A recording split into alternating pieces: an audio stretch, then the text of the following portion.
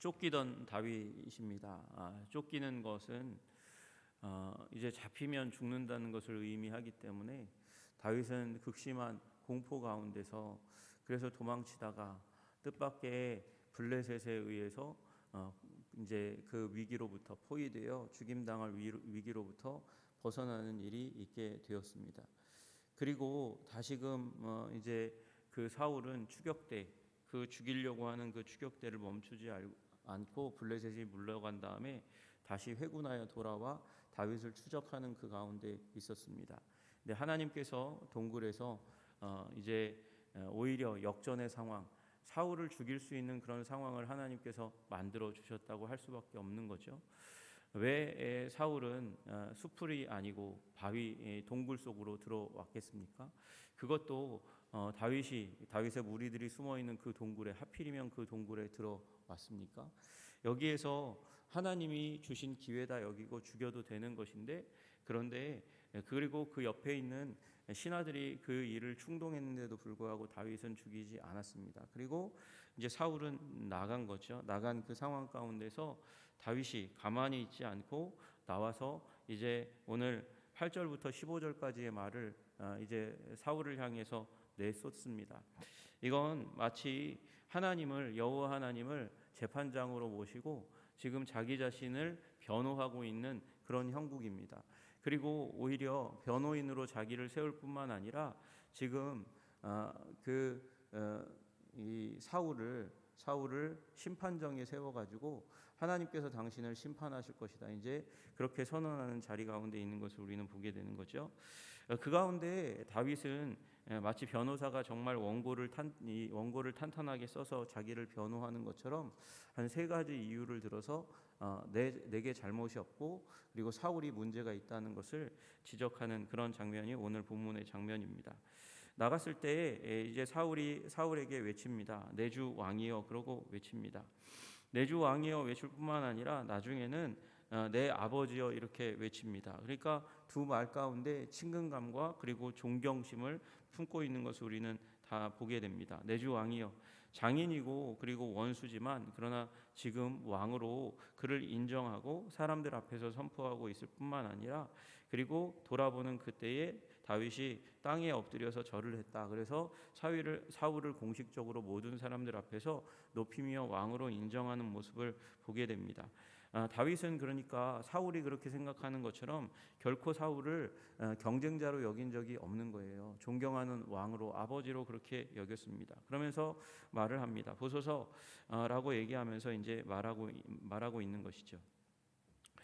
그 내용을 보니까 다윗이 왕을 해하려 한다고 하는 사람들의 말을 왕은 어찌하여 들으십니까? 라고 말합니다. 그러니까 사울은 지금 이 일을 하고 있는 부분이 이 이유가 자기도 지금 악신이 들려서 사실은 질투해서 다윗을 죽이려 하는 그런 마음이 그 마음 가운데 불타오르는 것도 있지만 그걸 부채질하는 간신과 같은 사람들이 계속해서 있는 것을 시사하고 있는 것이죠. 다윗은 직격으로 사울의 문제를 지적할 수도 있습니다. 그러나 지금 이 말 가운데도 사울을 이제 어떻게 보면 높여주는 거예요. 사울에게 죄가 있다고 문제가 있다고 그렇게 직접적으로 얘기하는 것보다는 주위에 있는 사람들에게 탓을 돌리면서 오히려 사울에게 이제 이 공군 가운데서 이제 활로를 열어줄 수 있는 말을 하고 있는 것입니다. 그러나 이 말 가운데는 사실도 담겨져 있는 것이죠. 다윗이 득세하고 사위가 되고 힘을 얻어가고 왕궁에서 자리를 잡아가는 그 가운데서 다른 신하들도 질투하고 그래서 다윗을 모함하고 시기하는 일들이 일어났고 사위인데도 불구하고 그 일 가운데 사울이 말려가니까 그러니까 이제 이 옆에 있는 사람들 가운데 자신들이 득세한 줄 알고 더 이 일에 박차를 가하는 사람들이 있었던 것 같습니다. 요나단이 막았는데도 불구하고 이 일들은 막혀지지 않은 것이죠. 여러분 그런데 생각해 보면 이건 대조입니다. 이거 비교하고 있는 거예요. 다윗은 그 다음에 무슨 말을 합니까? 내가 오늘 여호와께서 굴에서 왕을 내 손에 넘기신 것을 왕이 알 겁니다. 내가 그곳에서 왕을 죽일 수 있는 기회가 충분히 있었습니다. 이 얘기는 뭐냐면 깜쪽 같았다는 것이 아닙니다. 사울이 이 뒤를 보러 들어간 그 상황 가운데서 웅성웅성하는 소리가 밖에 들렸겠죠. 3천 명의 군사들이 밖에 있으면 무슨 잡음들이 많이 들리지 않았겠습니까? 그러니까 그 잡음들 때문이겠거니 생각했는데 어느 순간 그 잡음이 자기 옆에서 들리는 것을 느꼈을 겁니다.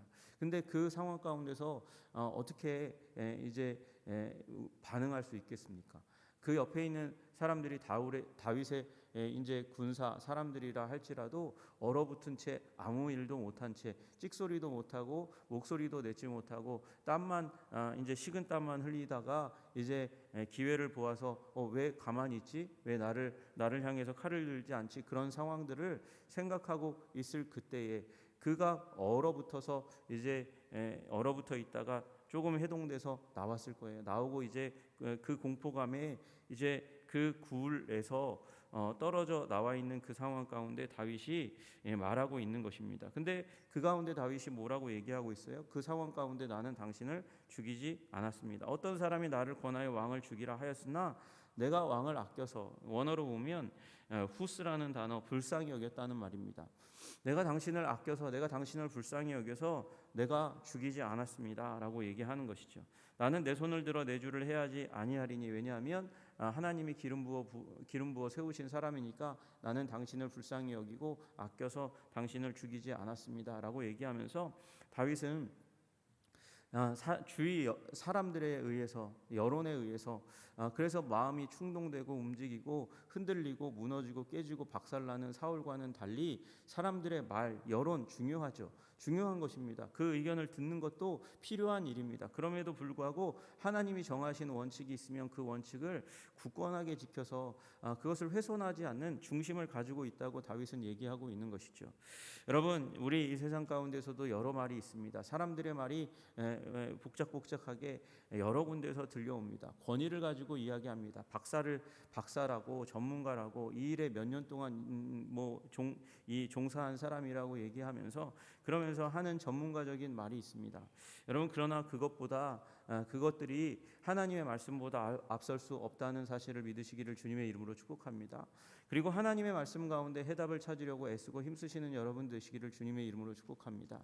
내 마음의 욕망을 다른 사람들의 말로, 충동으로 그걸 뒷받침하도록 만들지 말고 하나님의 말씀으로 내 삶의 길에 인도견으로 삼으시는 여러분들 되시기를 주님의 이름으로 축복합니다. 다윗은 그렇게 했다고 지금 얘기하고 있는 것이죠. 그리고 또한 더불어서 다윗은 나는 공의롭고 의롭다고 얘기하는 그 근거를 뭘로 삼느냐? 하나님의 섭리를 믿는 자로 자기 자신을 표현하게 됩니다. 그것이 11절 12절 말씀입니다. 내 아버지여 보소서, 내 손에 있는 왕의 옷자락을 보소서 하면서 증거물품을 보여주고 내가 왕을 죽이지 아니하고 겉옷자락만 베었은즉 내 손에 악이나 죄가가 없는 줄을 오늘 아실지어다. 당신을 죽일 기회가 있음에도 불구하고, 옆에 갔음에도 불구하고, 그래서 칼을 들이밀어서 당신의 목을 그을 수도 있음에도 불구하고 우리는 옷자락만 베고 나왔다 그러면서 이제 보여줍니다. 그래서 여태까지 당신을 죽이려고 하는 마음, 살해하려고 하는 마음, 역심을 가진 마음이 전혀 없었다는 것을 보여줍니다. 왕은 내 생명을 찾아 해하려 하시나 나는 왕에게 범죄한 일이 없나이다. 여러분, 왕은 내 생명을 찾아 해하려 하시나, 여러분, 번번이 사울이 군대를 일으키고 사람들을 일으키고 아들과 딸을 이용해서 다윗을 잡으려 했잖아요. 그런데 잡으려 했는데도 불구하고 왕은 내 생명을 찾아 해하려 했지만 그러나 번번이 실패했습니다. 이것이 무엇입니까?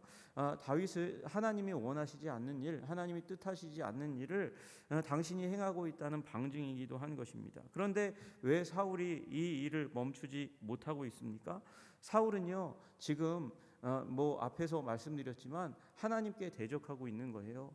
하나님께 대적하고 그리고 사람들에게 인기를 얻고 있는, 그러니까 민중들도 대적해서 다윗을 죽이려고 하고 있는 것이죠. 인륜도 버립니다. 인륜이라고 얘기하는 하나님께서 우리에게 주신 일반 계시가 있어요. 함부로 하지 않으면 하면 안 되는 일이 있습니다. 그런데도 불구하고 사울은 그것을 계속해서 깨고 하려고 하는 거예요. 하나님께 반항하고 여론에도 반항하고 자기 자신의 마음속에 뒤에 보면 알고 있어요. 다윗을 하나님께서 왕 삼으려고 한다는 사실을 알고 있어요.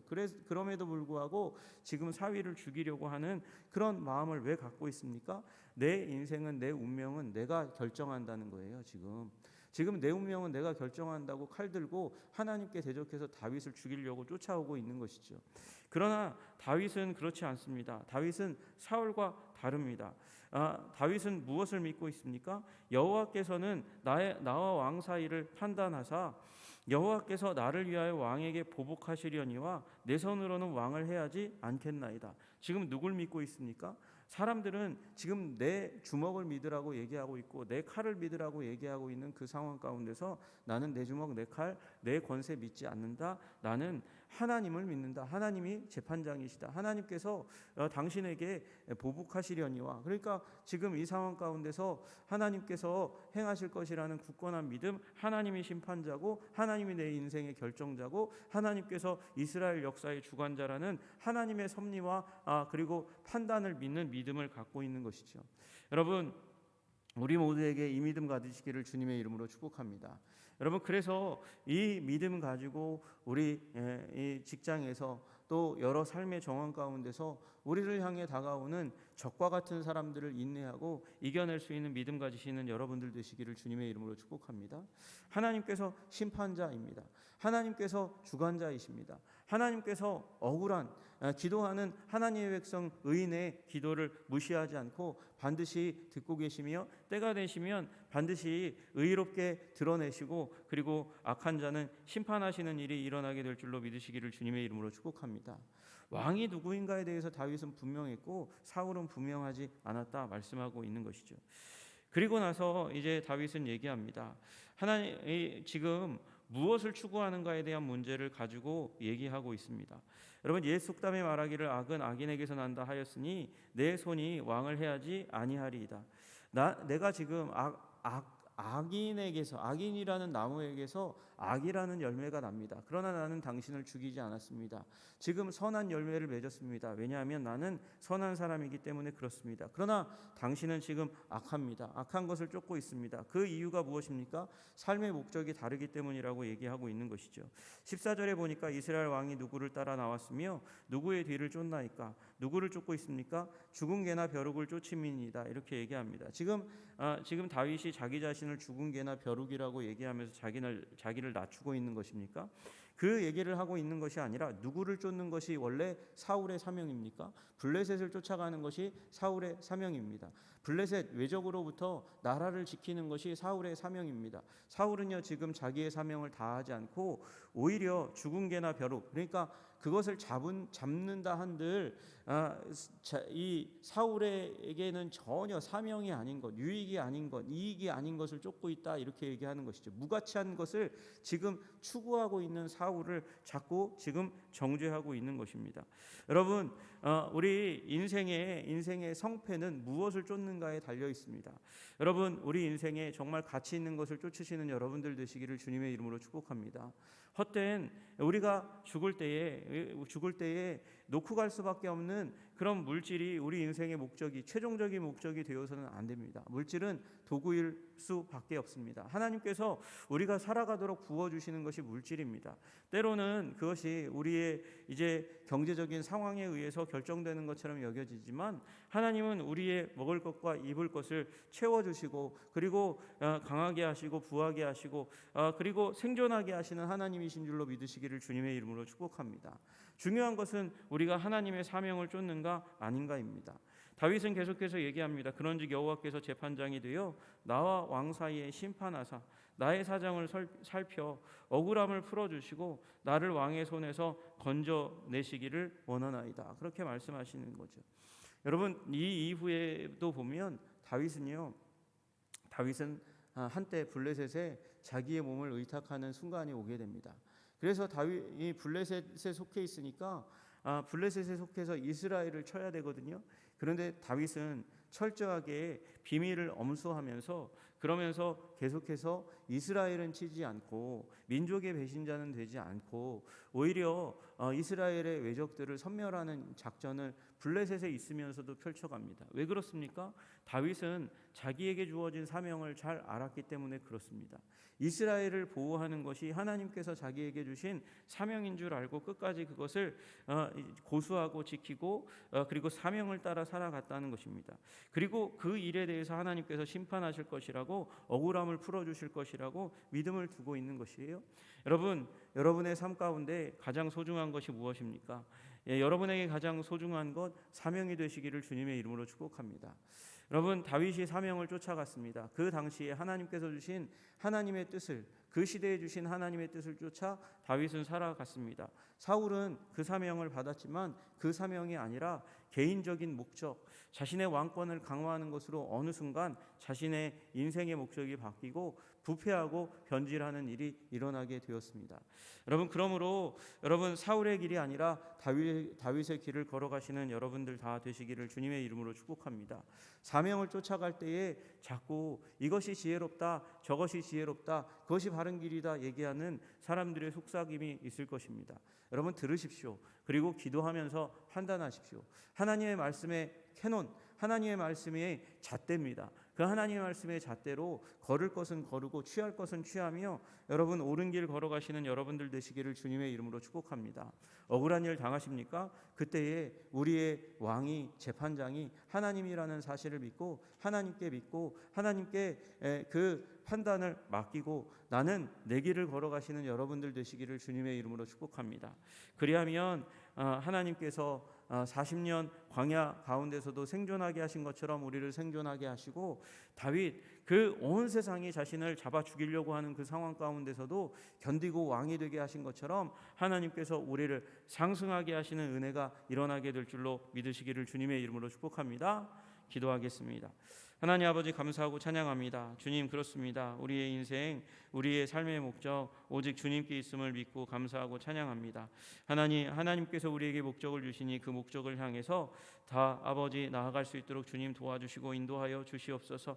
그 목적을 향해서 나아갈 때에 하나님께서 우리에게 주시는 아버지 조언과 충고를 이웃들을 통해서 줄 때도 있습니다. 아버지, 새겨들을 말들은 새겨듣고 취할 수 있는 지혜를 허락하여 주시고, 또 하나님의 말씀에 아버지 맞지 않는 것은 아버지 물리칠 수 있는, 유혹을 물리칠 수 있는 우리들 될 수 있도록 주님 도와주시고 인도하여 주시옵소서.